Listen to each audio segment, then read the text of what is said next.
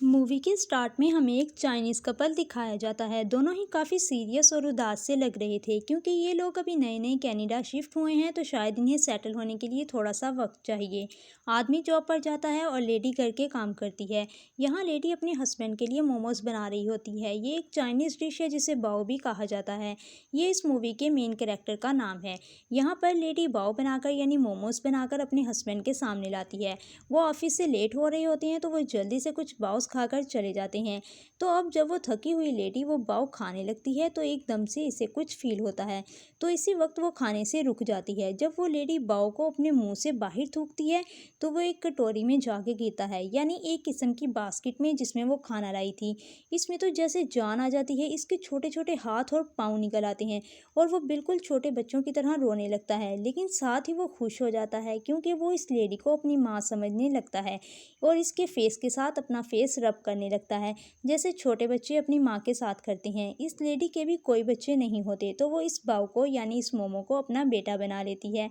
वो बिल्कुल इसके साथ इसी तरह रहने लगती है जैसे कोई अपने बच्चों के साथ रहता है।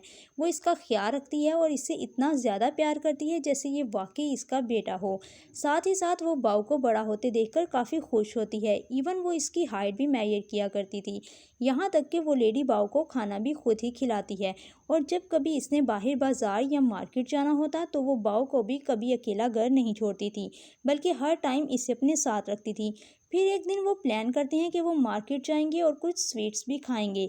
इस दिन ये लोग बहुत ज़्यादा इंजॉय करते हैं। बाव को भी अब ये लेडी यानी अपनी मॉम बहुत अच्छी लगने लगी थी और इनकी बॉन्डिंग काफ़ी मजबूत हो चुकी थी।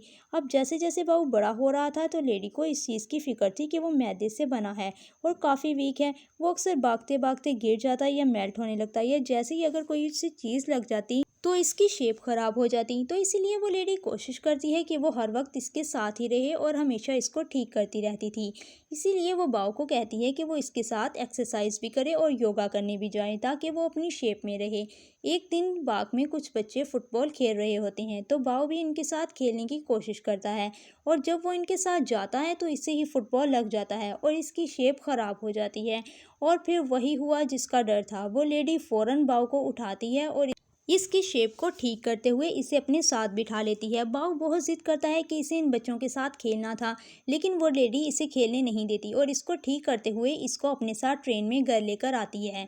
वो इस लेडी से यानी अपनी माँ से नाराज़ होकर ट्रेन में दूसरी तरफ मुंह करके बैठ जाता है। वो इनसे बात ही नहीं करता और ये बाव की रूटीन बन चुकी थी। वो हमेशा चाहता था कि वो बाहर निकले, लेकिन इसकी मॉम इसे बाहर नहीं जाने देती। वो फिर भी चुपके से इनके नॉलेज में लाए बगैर बाहर निकल जाता है। अक्सर इसकी मॉम इसे ढूंढती रहती थी लेकिन वो नहीं मिलता था। वो काफ़ी घंटे इंतज़ार किया करती थी, पर बाऊ तो जैसे अब केयरलेस हो चुका था। इसे बाहर की दुनिया इतनी अच्छी लगने लगी थी कि वो अपना ज़्यादातर वक्त बाहर ही गुजारता था। अब एक दिन लेडी बाऊ के लिए इसका पसंदीदा खाना बनाती है। इन्हें वो खाना बनाने में काफ़ी टाइम लग जाता है और वो खाना इतना मज़े का था कि देखने में इतना टेस्टी लग रहा था कि कोई और हो तो वो फ़ौरन खा ले। पर बाऊ इस खाने को खाने से मना कर देता है और इस खाने की तरफ ध्यान ही नहीं देता और बाहर चला जाता है। वो लेडी इसे बहुत ज़्यादा रोकती है और इसके पीछे पीछे आती है, पर वो नहीं रुकता। तो इस बात की वजह से इस लेडी का यानी बाऊ की मॉम का बहुत दिल दुखता है। जो खाना उन्होंने बनाया होता है वो फिर इसे खुद ही खा लेती हैं। और जब वो रात को इसका इंतज़ार कर रही होती हैं तो अचानक से दरवाज़ा नॉक होता है। वो लेडी जब दरवाज़ा खोलती है तो रात के अंधेरे में बाऊ बाहर खड़ा होता है और वो काफ़ी प्राउड ही लग रहा था। साथ ही वो एक लड़की को अपने साथ लेकर आता है। वो लड़की अपने हाथ में पहनी हुई रिंग उस लेडी को दिखाती है, यानी बाऊ ने और इस लड़की ने अब शादी कर ली थी बिना इस लेडी को बताए। इस चीज़ का लेडी को बहुत दुख होता है कि वो बाऊ के साथ इतना प्यार करती थी और बाऊ ने इन्हें क्या सिला दिया था। बाऊ बताता है कि वो यहाँ पर किस लिए आया था। वो अपनी माँ यानी इस लेडी से कहता है कि मैं यहाँ आपको अपनी बीवी से मिलवाने आया था। अब अपना सामान लेकर मैं यहाँ से जा रहा हूँ। बाऊ अपना सारा सामान पैक करता है और इस लड़की के साथ वहाँ से जाने लगता है। पर लेडी को बहुत गुस्सा आता है। वो दरवाज़ा बंद कर देती है और कहती है, नहीं बाऊ, अब तुम नहीं जाओगे। तुम हमेशा मुझसे बदतमीज़ी करते आए हो, पर अपनी माँ को छोड़ के तो मत जाओ ना। मैं तुमसे कितना प्यार करती हूँ। पर बाऊ इनकी एक नहीं सुनता और बाहर जाने लगता है। तो वो लेडी गुस्से में आकर उसे खा जाती है। पर जल्द ही उसे इस बात का एहसास होता है कि उसने क्या कर दिया। इसने बाओ को मोमो समझ के खा तो लिया, लेकिन असल में अब इसने अपना बेटा खो दिया था, जो अब कभी वापस नहीं आएगा। फिर वो काफ़ी खामोश रहने लगी थी। वो हमेशा अब रोती रहती है। इवन जब इसके हस्बैंड भी इससे पूछते हैं कि क्या हुआ है, तो वो कुछ ना कह पाती। फिर हम देखते हैं कि एक दिन लेडी सोई हुई थी, तभी इसके सामने से बाओ आ जाता है, क्योंकि वो सो के उठी थी और ठीक से देख भी नहीं पा रही थी। और जब वो अपनी आंखों को रब करती हैं तो इनके सामने एक इंसान होता है, जो साए में बाओ जैसा ही लग रहा था।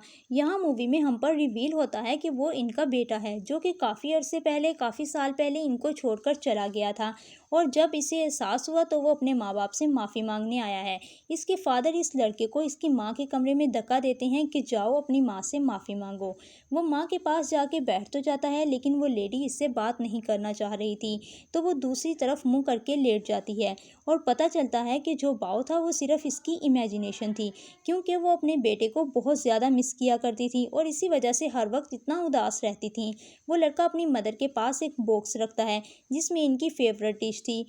ये वही डिश थी जो एक बार इसकी माँ इसे बस में ऑफ़र कर रही थी, और इसने खाने से इनकार कर दिया था। और अब ये अपनी माँ को देते हुए कहता है कि ये मैं आपके लिए लाया हूँ। मैं माफ़ी मांगता हूँ कि मैं आपको छोड़कर चला गया, क्योंकि मैं समझता था कि शायद हमारी बॉन्डिंग अच्छी नहीं है। ये सुनकर लेडी का दिल भी मेल्ट हो जाता है और वो अपने बेटे को प्यार करने लगती है और इसका लाया हुआ खाना इसके साथ मिलकर खाती है।